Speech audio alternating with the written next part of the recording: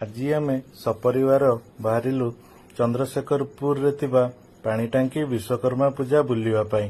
ସେଠି ଆମେ ଦେଖିଲୁ ପିଲାମାନଙ୍କର ଖେଳିବା ପାଇଁ ଥିଲା, ଖେଳନା ବି ଥିଲା, ଖାଇବା ବି ଷ୍ଟଲ୍ ଥିଲା।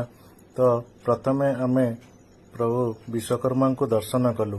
ବିଶ୍ୱକର୍ମାଙ୍କର ଯେଉଁ ଡେକୋରେସନ୍ ବହୁତ ସୁନ୍ଦର ଭାବରେ ହେଇଥିଲା, ଆଉ ସେଠିକାର ଲାଇଟ୍ ଯେଉଁ ସଜାସଜା ଦେଖି ମନମୁଗ୍ଧ ହେଇଗଲା। ପିଲାମାନେ ସେଠି କିଛି ସମୟ ଠାକୁରଙ୍କୁ ପୂଜା କଲେ। ଦେଖନ୍ତୁ ବିଶ୍ୱକର୍ମାଙ୍କର ମୂର୍ତ୍ତି କେତେ ସୁନ୍ଦର ହେଇଛି। ଆଉ ଏବେ ଦେଖନ୍ତୁ ଲାଇଟ୍ ମାନେ ଆଖି ଆପଣଙ୍କର ଝଲସି ଯିବ। ଏତେ ସୁନ୍ଦର ଲାଇଟ୍ ମାନିବାକୁ ପଡିବ। ଭଲ ଡେକୋରେଟ୍ କରିଥିଲେ ସେମାନେ। ଏଠି ଗୋଟେ ପାଣିର ସେମାନେ ଡିଜାଇନ୍ କରିଥିଲେ ଲାଇଟ୍ ସହିତ, ବହୁତ ସୁନ୍ଦର ଲାଗୁଥିଲା। ତାପରେ ଆମେ ଟିକେ ଫଟୋସୁଟ୍ କଲୁ। ଦେଖନ୍ତୁ ବଡ ଝିଅ କେମିତି ଫଟୋ ପୋଜ୍ ଦେଇଛି, ସାନ ଝିଅ ବି ମସ୍ତ ପୋଜ୍ ଦେଇଛି। ତାପରେ ଆମେ ସ୍ୱାମୀ ସ୍ତ୍ରୀ ଭାବିଲେ ଆମେ ବି ଟିକେ ଫଟୋ ଉଠେଇଦେବୁ। ତାପରେ ଏଠି ଭଜନ ସମାରୋହ ଚାଲିଥିଲା, ପିଲାଙ୍କର ଖେଳିବା ପାଇଁ ବି ଥିଲା। ଭଜନ ସମାରୋହରେ କିଛି ସମୟ କଟେଇଲା ପରେ ସାନ ଝିଅ କହିଲା,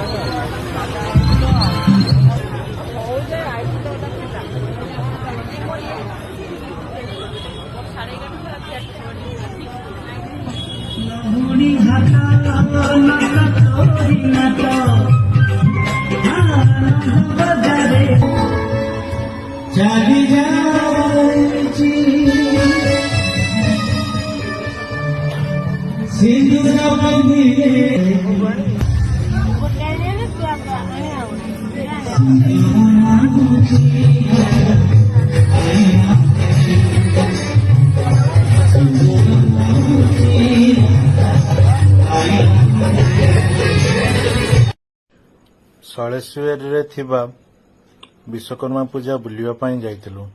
ସେଠି ଦେଖିଲୁ ସେମାନଙ୍କର ଡେକୋରେସନ୍ ବହୁତ ସୁନ୍ଦର ଥିଲା। ବିଶ୍ୱକର୍ମାଙ୍କର ମୂର୍ତ୍ତି ମଧ୍ୟ ବହୁତ ସୁନ୍ଦର ଭାବରେ ସେମାନେ ସଜେଇଥିଲେ।